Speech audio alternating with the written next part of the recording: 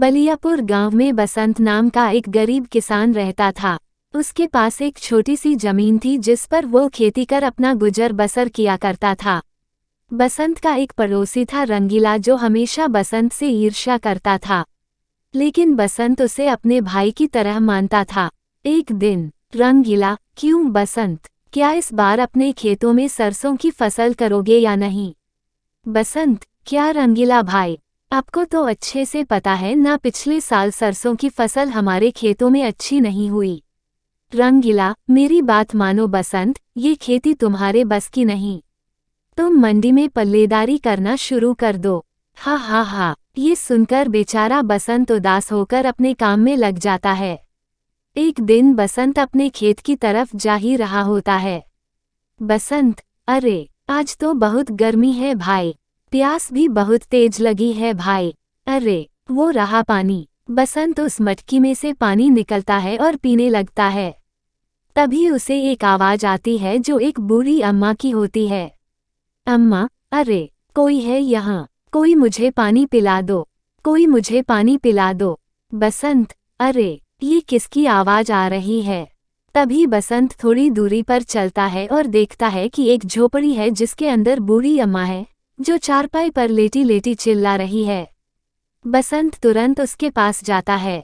बसंत, क्या हुआ, तुम ठीक तो हो? बोलो अम्मा, मैं तुम्हारी क्या मदद कर सकता हूँ?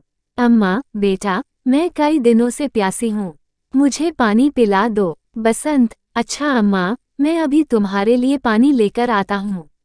इसके बाद बसंत घड़े के पास जाता है और उस अम्मा के लिए पानी लेकर आता है। बसंत, ये लो पानी पी लो। बूढ़ी अम्मा पानी पीती है। अम्मा, तुम्हारा बहुत बहुत धन्यवाद, मैं पूरी तरह बूढ़ी हो चुकी हूँ, अब मुझसे उठा नहीं जाता और कई दिनों से प्यासी भी थी। तुमने मुझे पानी पिलाया है, न जाने कब मैं इस संसार को त्याग दूं बेटा। बसंत, लेकिन क्या अम्मा तुम्हारा इस दुनिया में कोई नहीं है? अम्मा, नहीं बेटा, मेरा इस दुनिया में कोई नहीं है। लेकिन बेटा, क्योंकि तूने मुझे पानी पिलाया है, तो मैं तुझे एक राज की बात बताती हूँ। बेटा, तुम्हारे हाथों पानी पी लिया, अब शायद मैं स्वर्ग प्रस्थान कर जाऊं। जाने से पहले तुम्हें एक राज बताती हूँ।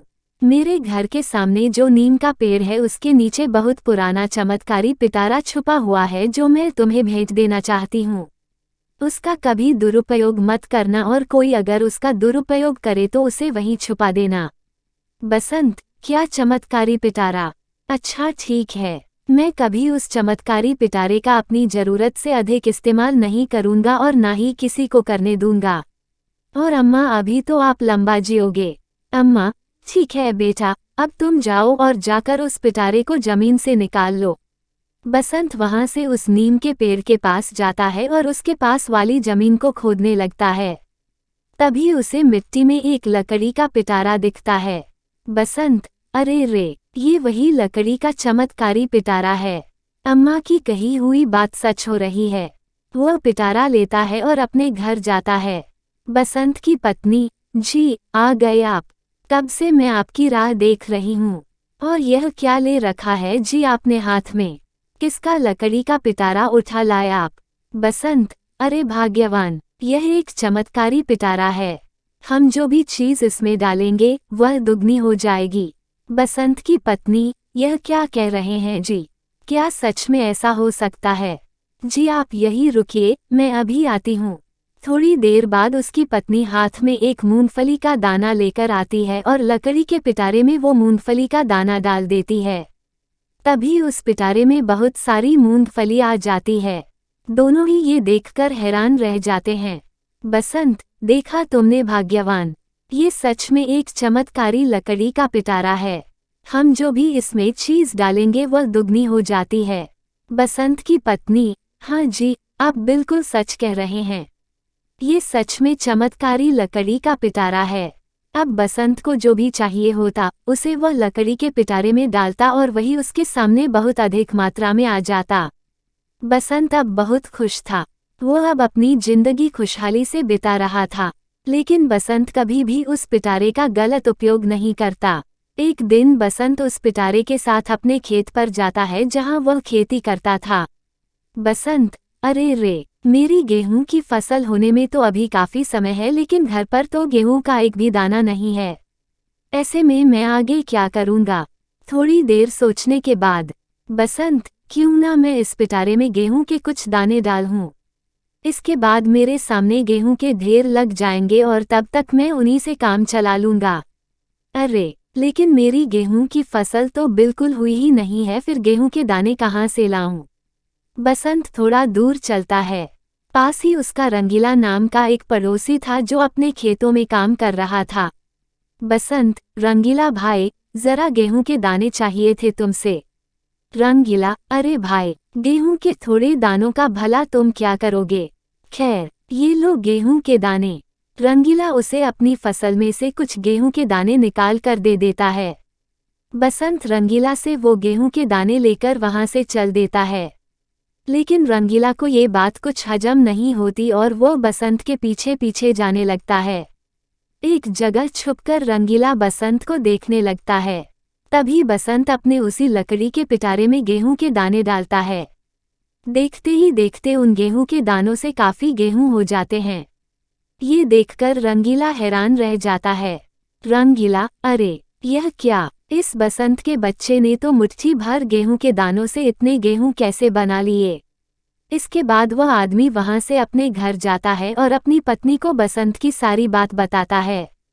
रंगीला की पत्नी, यह क्या कह रहे हैं आप? क्या सच में बसंत के पास कोई चमत्कारी लकड़ी का पिटारा है? आप एक काम करिए जी, वो लकड़ी का पिटारा ले आइए वहां, उससे फिर हम उसमें पैसे डालेंगे, जिसके बाद हमारे पास बहुत सारे हो जाएंगे। ऐसे ही हम बहुत अमीर हो जाएंगे। रंगीला, अरे भाग्यवान, मैं कैसे उस बसंत से वो चमत्कारी लकड़ी का पिटारा ला सकता हूँ? वह पिटारा बसंत मुझे कभी नहीं देगा। रंगीला की पत्नी, मैं कुछ नहीं जानती, कुछ भी करिए लेकिन वो चमत्कारी पिटारा ले आइए। जरा सोचिए ना, हम उस पिटारे की मदद से कितना कुछ पा सकते हैं। रंगीला, हाँ हाँ भाग्यवंत, ठीक है, करता हूँ कुछ। रात को सभी गांव वाले सो रहे थे।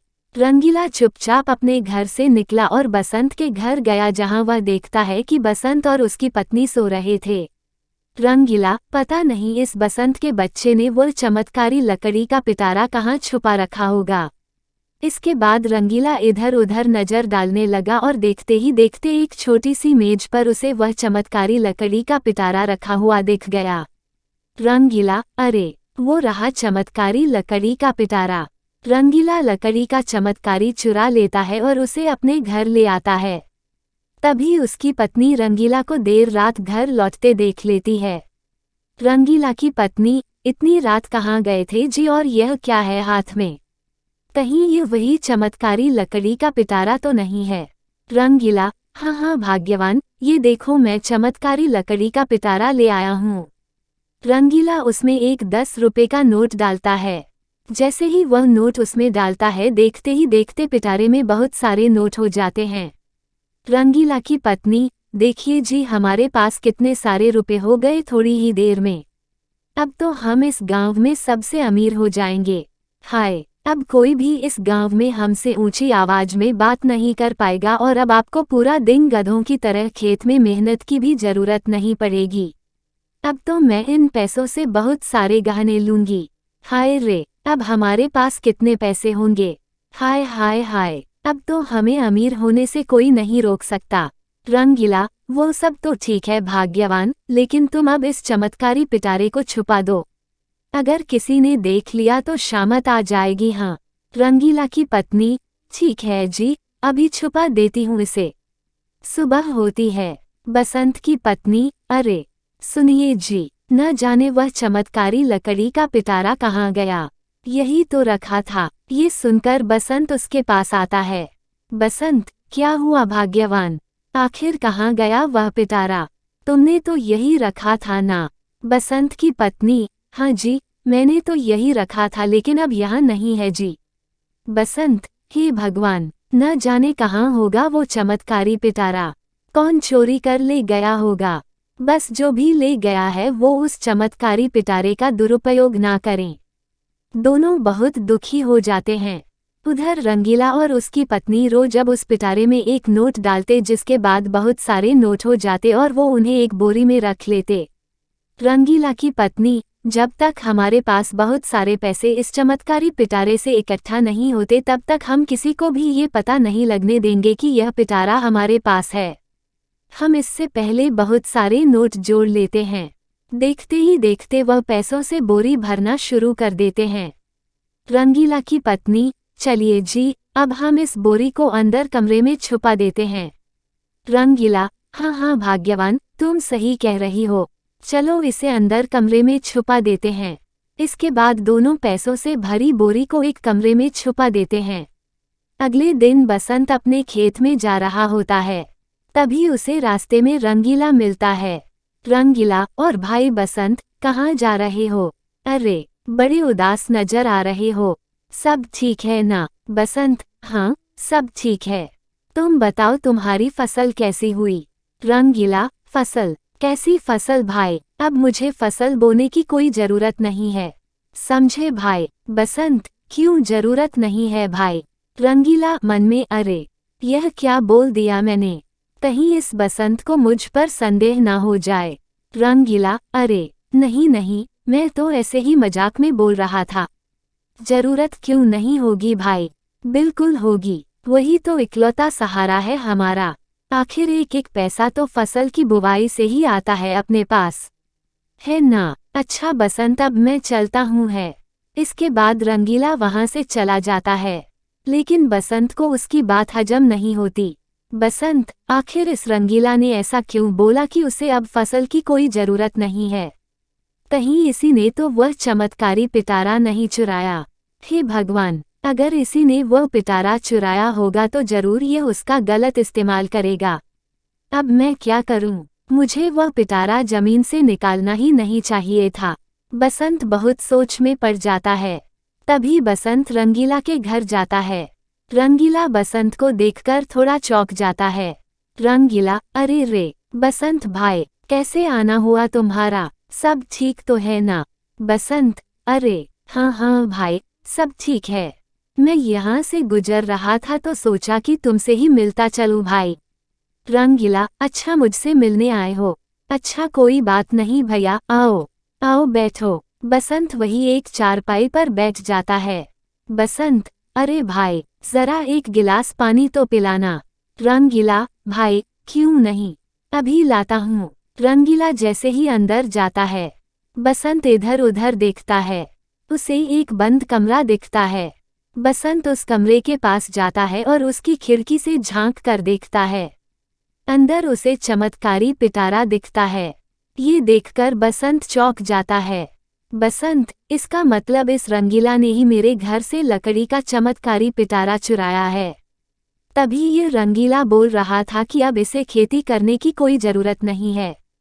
हे भगवान, यह जरूर चमत्कारी पिटारी का गलत उपयोग करेगा। मुझे ये चमत्कारी पिटारा यहाँ से लेकर जाना होगा और वापस इसे नीम के पेड़ के नीचे दफनाना होगा। बसंत वहाँ से चला जाता है और रात को वापस रंगीला के घर जाकर वह पिटारा चुरा लेता है। बसंत, बूढ़ी अम्मा ने कहा था कि इस चमत्कारी पिटारे का दुरुपयोग नहीं होना चाहिए, इसलिए अब मैं वापस इसे वहीं दफना दूंगा। बसंत उसी जगह जाकर फिर से मिट्टी के अंदर उस चमत्कारी पिटारे को छुपा देता है। सुबह होती है। रंगीला देखता है कि जिस कमरे में उसने पिटारा रखा था वहां पर नहीं था। रंगीला, अरे रे, कहाँ गया वह पिटारा? आखिर कहाँ गया वह पिटारा? यही तो रखा था, कहाँ चला गया? रंगीला की पत्नी, क्या हुआ जी, क्यों चला रहे हो? रंगीला, अरे भाग्यवान, वह पिटारा नहीं मिल रहा है, लगता है कोई इसे यहाँ से लेकर गया है। रंगीला की पत्नी, क्या बोल रहे हो? हे भगवान, अब हम पैसे इकट्ठा नहीं कर पाएंगे, अब तो पिटारा चला गया जी। हाय हाय हाय। रंगीला, चुप हो जाओ भाग्यवान, जितने पैसे हमने बोरी में इकट्ठा किए हैं चलो उन्हें ही बाहर निकालते हैं। अब और पैसे तो आने से रहे। दोनों एक बंद कमरे की तरफ जाते हैं। जैसे ही कमरे का दरवाजा खोलते हैं, देखते हैं कि बहुत सारे चूहे नोटों की बोरी के आसपास मंडरा रहे थे। रंगीला की पत्नी, अरे रे रे, ये चूहे कहाँ से आ गए? रंगीला नोटों की बोरी खोलता है तो दोनों हैरान रह जाते हैं। उन नोटों को चूहे कुतर चुके थे। रंगीला की पत्नी, अरे यह क्या हो गया जी, हमारे सारे पैसे तो ये चूहे कुतर गए, ये कैसे हो गया जी, हाय हाय हाय, हम तो बर्बाद हो गए जी, हमारे ज़्यादा पैसे पाने के लालच ने बर्बाद कर दिया हमें। इसके बाद दोनों सिसक सिसक कर रोने लगते हैं।